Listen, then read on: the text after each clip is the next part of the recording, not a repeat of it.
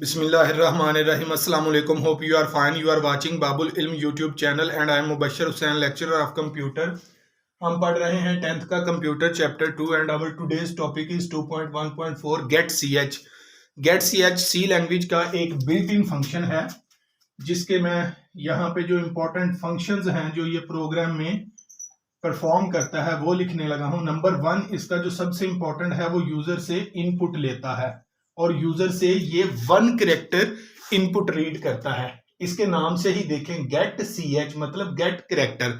तो ये यूजर से 1 कैरेक्टर इनपुट लेता है और ये जो 1 कैरेक्टर है ये अल्फाबेट हो सकता है A to Z, डिजिट हो सकता है 0 to 9 और सी लैंग्वेज का कोई स्पेशल सिंबल हो सकता है। जो भी यूजर से ये 1 कैरेक्टर इनपुट लेता है ये स्क्रीन के ऊपर डिस्प्ले नहीं होता। और दूसरा जो इसका इंपॉर्टेंट फंक्शन है वो ये है कि ये प्रोग्राम की एग्जीक्यूशन को स्टॉप कर देता है। स्टॉप एग्जीक्यूशन ऑफ प्रोग्राम मतलब आपने एक प्रोग्राम लिखा, उसमें आपने गेट सी एच फंक्शन लिख दिया, ऊपर से सारा प्रोग्राम एग्जीक्यूट होता आएगा, वहां पे जाके रुक जाएगा जहां पे हमने गेट सी एच का फंक्शन लिखा होगा। यानी ये प्रोग्राम की एग्जीक्यूशन को स्टॉप कर देता है। कब तक स्टॉप करता है? जब तक कि यूजर कोई की प्रेस नहीं करता। जो ही कोई की प्रेस करेगा तो नेक्स्ट एग्जीक्यूशन ऑटोमेटिकली स्टार्ट हो जाएगी। और इसका थर्ड फंक्शन या इंपॉर्टेंट पॉइंट आप ये कह सकते हैं कि जो कंसोल स्क्रीन है इसको प्रोग्रामर बाउस का ये अपीयर होती है और फौरन ही डिसअपीयर हो जाती है। यानी आपने एक प्रोग्राम को एग्जीक्यूट का बटन प्रेस किया, प्रोग्राम एग्जीक्यूट होना स्टार्ट हुआ, कंसोल स्क्रीन सामने आई और फौरन से डिसअपीयर हो जाती है। अभी यूजर ने रीड उसके प्रोग्राम की आउटपुट भी मुकम्मल रीड नहीं की होती, उससे पहले ही ये डिसअपीयर हो जाती है। तो ये जो गेट सी एच का फंक्शन है ये कंसोल स्क्रीन को डिसअपीयर होने से रोकता है। कंसोल डिसअपीयर होने से ये उसको रोकता है।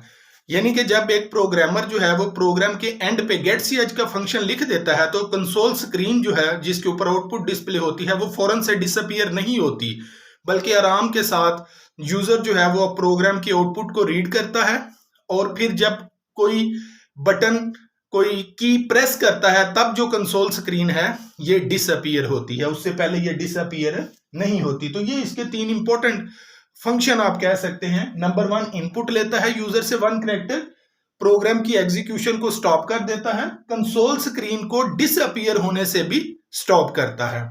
उसके बाद ये तो इसके 3 इंपॉर्टेंट फंक्शन हो गए। इसका एक और पॉइंट ये है कि अगर आपने इसको यूज करना है प्रोग्राम में तो आपको conio.h header file header section में इंक्लूड करना पड़ेगी, जिस तरह ये मैंने पहले ही की हुई है।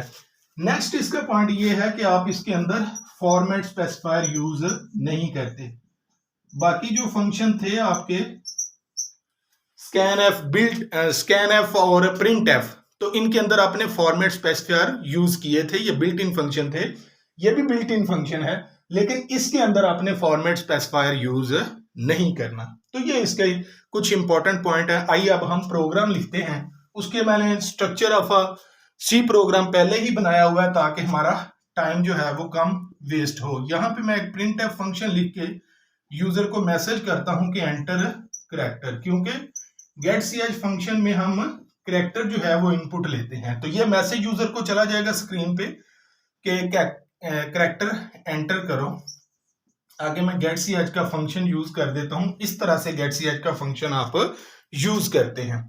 इसको लिख के एंड पे सेमीकोलन।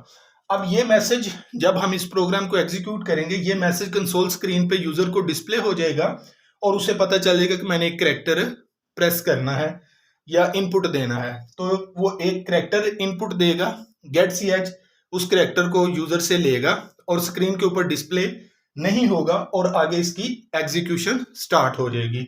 अच्छा, एक हम ये देखते हैं कि हम किसी वेरिएबल में कैरेक्टर को स्टोर करवाते हैं।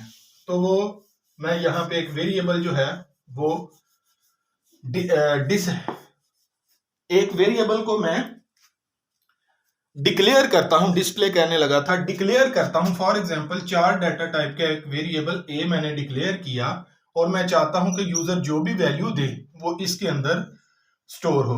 तो यहां पे मैंने ए लिख दिया। गेट सी एच अब यूजर से एक वैल्यू लेगा function, get C H function user से एक कैरेक्टर इनपुट लेगा और ए को दे देगा। और ये जो इंपॉर्टेंट बात मैं कर रहा था कि ये स्टॉप एग्जीक्यूशन करता है, तो वो ऐसे ही है, यहां से आता है प्रोग्राम, ये इसको एग्जीक्यूट किया, यहां पे आके रुक जाएगा, यहां पे आके प्रोग्राम की एग्जीक्यूशन स्टॉप हो जाएगी जब तक कि यूजर कोई कैरेक्टर नहीं देता। जो ही कैरेक्टर देगा तो नेक्स्ट काम, जो नेक्स्ट प्रोग्राम की एग्जीक्यूशन है वो ऑटोमेटिक स्टार्ट हो जाती है। हमारा तो प्रोग्राम यहां से आगे नहीं है, अगर आगे होता तो ये प्रोग्राम की एग्जीक्यूशन स्टार्ट हो जानी थी। थोड़ा सा आप डिफरेंस देख लेते हैं गेट सी एच फंक्शन में और स्कैन एफ फंक्शन में। स्कैन एफ फंक्शन आप पहले पढ़ चुके, उसमें क्या था, उसमें आप मल्टीपल वैल्यूज ले सकते हैं, इसमें सिर्फ वन कैरेक्टर आप इनपुट लेते हैं। वहां पे मल्टीपल वैल्यूज आप ले सकते थे इनपुट के तौर पर, यहां पे एक कैरेक्टर इनपुट लेंगे। स्कैन एफ फंक्शन में इनपुट लेने के बाद आप एंटर की प्रेस करते हैं, तब आगे प्रोग्राम की एग्जीक्यूशन स्टार्ट होती है। ये गेट सी एच फंक्शन में आपको एंटर की प्रेस करने की जरूरत नहीं है। जो ही एक कैरेक्टर इनपुट होता है तो आगे प्रोग्राम की एग्जीक्यूशन स्टार्ट हो जाती है। नेक्स्ट टॉपिक पढ़ते हैं आज के लेक्चर का। आज के लेक्चर का नेक्स्ट टॉपिक है 2.1.5 स्टेटमेंट टर्मिनेटर। सी लैंग्वेज में सेमीकोलन जो है ये यूज होता है एज स्टेटमेंट टर्मिनेटर के।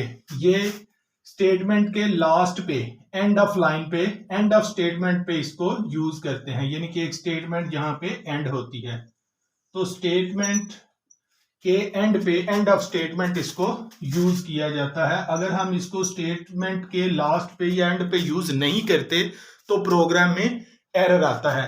इसकी एग्जांपल आप एक फुल स्टॉप से ले सकते हैं। जिस तरह इंग्लिश में एक सेंटेंस एंड हो तो फुल स्टॉप यूज होता है, या एक लाइन को एंड करने के लिए, सेंटेंस को एंड करने के लिए आप फुल स्टॉप यूज कर सकते हैं। बिल्कुल इसी तरह एक स्टेटमेंट को, जहां पे एक स्टेटमेंट का एंड होता है वहां पे हम सेमीकोलन यूज करते हैं, या एक स्टेटमेंट को एंड करने के लिए हम सेमीकोलन यूज करते हैं। इसके नेम से ही जाहिर है, स्टेटमेंट टर्मिनेटर, स्टेटमेंट को टर्मिनेट करने वाला, स्टेटमेंट को एंड करने वाला। मतलब कि जिस तरह इंग्लिश का फुल स्टॉप ये बताता है कि यहां पे सेंटेंस एंड हो रहा है, बिल्कुल इसी तरह जो स्टेटमेंट टर्मिनेटर है यह भी एक किस्म का आइडेंटिफायर है जो अपने प्रोग्रामर को, अपने यूजर को, पर्टिकुलरली कंपाइलर को यह बताता है, आइडेंटिफाई करता है कि यहां पे स्टेटमेंट का एंड हो रहा है। तो मतलब ये जिस तरह एक सेंटेंस एंड हो वहां पे हम फुल स्टॉप यूज करते हैं, एक स्टेटमेंट एंड हो वहां पे हम सेमीकोलन यूज करते हैं। आइए इसको हम प्रोग्राम में समझते हैं। प्रोग्राम का जो structure of a C program, एक बेसिक ढांचा है, वो मैंने पहले लिखा हुआ है। तो यहां पे मैं एक प्रिंट एफ फंक्शन हाई लिखता हूं जो हाई को डिस्प्ले करेगा। तो ये देखें, ये जो हमारा सेमीकोलन है ये स्टेटमेंट टर्मिनेटर के तौर पर यूज हुआ। यही आज का हमारा लेक्चर था। आपसे रिक्वेस्ट है कि अगर अभी तक आपने हमारे चैनल को सब्सक्राइब नहीं किया तो चैनल को सब्सक्राइब करें, फ्रेंड में वीडियो को ज्यादा से ज्यादा शेयर किया करें, कमेंट्स जरूर दिया करें, क्योंकि कमेंट से हमें कॉन्फिडेंस मिलता है। शुक्रिया।